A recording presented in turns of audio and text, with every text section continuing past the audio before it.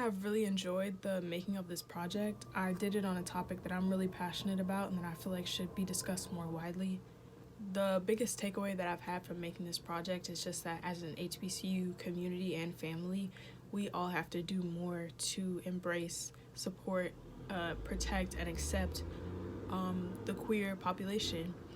We as queer students have so much to offer the university. We do so much in advocacy and leadership and representation, and I feel like the university community should in turn offer us more resources, more funding, and things like that.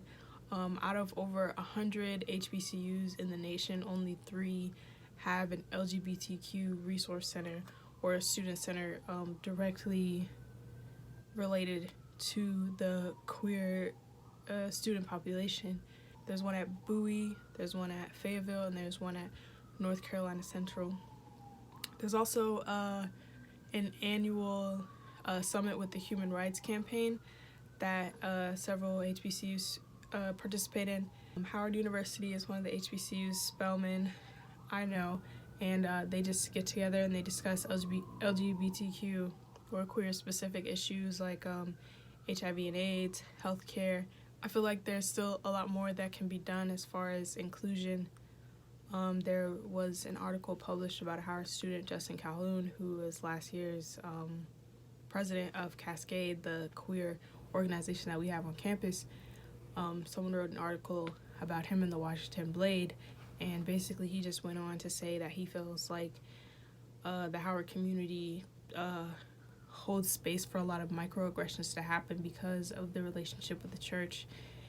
And I did agree with him when he said that there's not a lot of like direct aversion to queer students, but also there's a lot of violence in the silence that happens when there's a violation of a queer student, or when a queer student is in need, or when the queer community in general wants to be heard. It's kind of just like, okay, we're tolerant of you, but we're not going to go out of our way to uplift your voices or support you or protect you or support any of the initiatives or things that you're doing.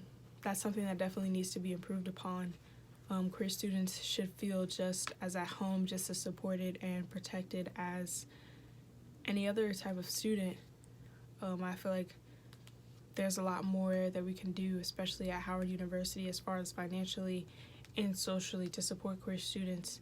I am a part of Cascade, the queer organization on campus, and I feel like if we had more staff and administration support and more financial support, there could be a queer resource center here. There could be, queer specific and identity specific housing to foster more of a family situation. There could be more events. There could be more educational materials distributed and things like that.